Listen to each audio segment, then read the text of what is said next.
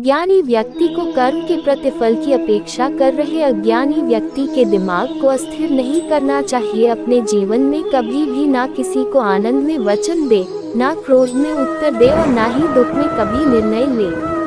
किसी और का काम पूर्णता से करने से कहीं अच्छा है कि अपना काम करें, भले ही उसे अपूर्णता से करना पड़े।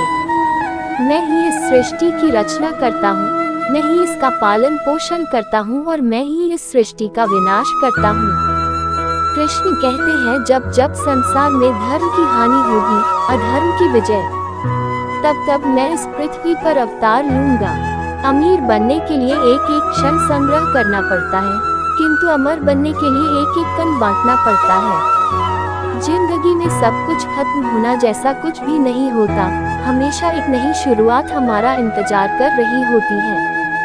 भगवान श्री कृष्ण के विचार के अर्जुन, मैं भूत, वर्तमान और भविष्य के सभी प्राणियों को जानता हूँ, किंतु वास्तविकता में कोई मुझे नहीं जानता। लोग कहते हैं अपनों के आगे झुक जाना चाहिए, किंतु सच बात तो यह है, जो अपने होते हैं वह कभी झुकने नहीं देते। वो दिन मत दिखाना कान्हा कि हमें खुद पर गुरूर हो जाए, रखना अपने दिल में इस तरह की जीवन सफल हो जाए। वह जो सभी इच्छाएं त्याग देता है, मैं और मेरा की लालसा तथा भावना से मुक्त हो जाता है, उसे शांति प्राप्त होती है। हमेशा छोटी छोटी गलतियों से बचने की कोशिश किया करो, क्योंकि इंसान पहाड़ों से नहीं पत्थरों से ठोकर खाता है। शांति से भी दुखों का अंत हो जाता है और शांतचित्त मनुष्य की बुद्धि शीघ्र ही स्थिर होकर परमात्मा से युक्त हो जाती है। अपनी पीड़ा के लिए संसार को दोष मत दो, अपने मन को समझाओ, तुम्हारे मन का परिवर्तन ही तुम्हारे दुखों का अंत है।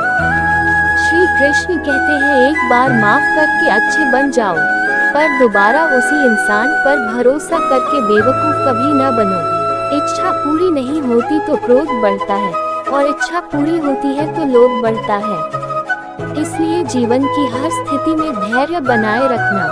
अगर तुम अपना कल्याण चाहते हो तो सभी उपदेशों, सभी धर्मों को छोड़कर मेरी शरण में आ जाओ, मैं तुम्हें मुक्ति प्रदान करूंगा। जो हुआ अच्छा हुआ, जो होगा अच्छा होगा। स्वयं को मुझ पर छोड़ दो, अपने कर्म पर ध्यान दो। कर्म ऐसा जो स्वार्थ रहित, पाप रहित हो। कृष्ण ने दुष्टों को भी अपनी गलती सुधारने का मौका दिया, क्योंकि वो किसी मनुष्य को नहीं, उसके अंदर की बुराई को मारना चाहते थे। नहीं है, ना कभी था, ना कभी होगा। जो वास्तविक है वो हमेशा था और उसे कभी नष्ट नहीं किया जा सकता। भगवान श्री कृष्ण के विचार, जीवन में आधे दुख इस कारण जन्म लेते हैं क्योंकि हमारी आशाएं बड़ी होती है। इन आशाओं का त्याग करके देखो, जीवन में सुख ही सुख है। अपने परम भक्तों, जो हमेशा मेरा स्मरण या एक चित मन से मेरा पूजन करते हैं, मैं व्यक्तिगत रूप से उनके कल्याण का उत्तरदायित्व लेता हूँ। जन्म लेने वाले के लिए मृत्यु उतनी ही निश्चित है जितना कि मृत होने वाले के लिए जन्म लेना। इसलिए जो अपरिहार्य है उस पर शोक मत करो। श्री कृष्ण ने कहा है, अगर तुम्हें किसी ने दुखी किया है तो बुरा मत मानना। लोग उसी पेड़ पर पत्थर मारते हैं जिस पेड़ पर ज्यादा मीठे फल होते हैं। अंतकाल में जो मनुष्य मेरा स्मरण करते हुए देह त्याग करता है वह मेरी शरण में आता है। इसलिए मनुष्य को चाहिए कि अंतकाल में मेरा चिंतन करे।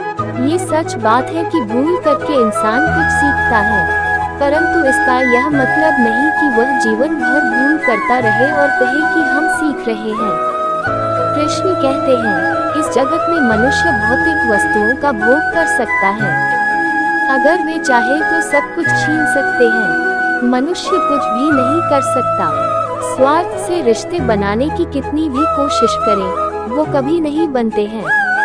और प्रेम से बने रिश्तों को कितना भी तोड़ने की कोशिश करें, वो कभी नहीं टूटते। क्रोध से भ्रम पैदा होता है, भ्रम से बुद्धि व्यग्र होती है। जब बुद्धि व्यग्र होती है तब तर्क नष्ट हो जाता है।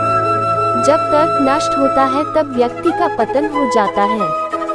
आत्मा न तो जन्म लेती है, न कभी मरती है और न ही इसे कभी जलाया जा सकता है, न ही पानी से गीला किया जा सकता है। आत्मा अमर और अविनाशी है। अगर व्यक्ति शिक्षा से पहले संस्कार, व्यापार से पहले व्यवहार और भगवान से पहले माता पिता को पहचान ले तो जिंदगी में कभी कोई कठिनाई नहीं आएगी। विषयों का चिंतन करने से विषयों की आसक्ति होती है, आसक्ति से इच्छा उत्पन्न होती है और इच्छा से क्रोध होता है, क्रोध से सम्मोहन और अविवेक उत्पन्न होता है। भगवान श्री कृष्ण के विचार। कृष्ण कहते हैं, जैसे प्राणी अपने पुराने कपड़ों उतार कर फेंक देता है, नए को धारण करता है, उसी प्रकार यह आत्मा पुराने शरीर से त्याग करके नया शरीर प्राप्त करती है। तुम उसके लिए शोक करते हो जो शोक करने के योग्य नहीं है, और फिर भी ज्ञान की बातें करते हो। बुद्धिमान व्यक्ति ना जीवित और ना ही मृत व्यक्ति के लिए शोक करते हैं। मन की गतिविधियों, होश, श्वास और भावनाओं के माध्यम से भगवान की शक्ति सदा तुम्हारे साथ है और लगातार तुम्हें बस एक साधन की तरह प्रयोग कर सभी कार्य कर रही है। हर किसी के अंदर अपनी ताकत और अपनी कमजोरी होती है। मछली जंगल में नहीं दौड़ सकती और शेर पानी में राजा नहीं बन सकता, इसलिए अहमियत सभी को देनी चाहिए। धर्म युद्ध में कोई भी व्यक्ति निष्पक्ष नहीं रह सकता है। धर्म युद्ध में जो व्यक्ति धर्म के साथ नहीं खड़ा है, इसका मतलब है वह धर्म का साथ दे रहा है, वह धर्म के साथ खड़ा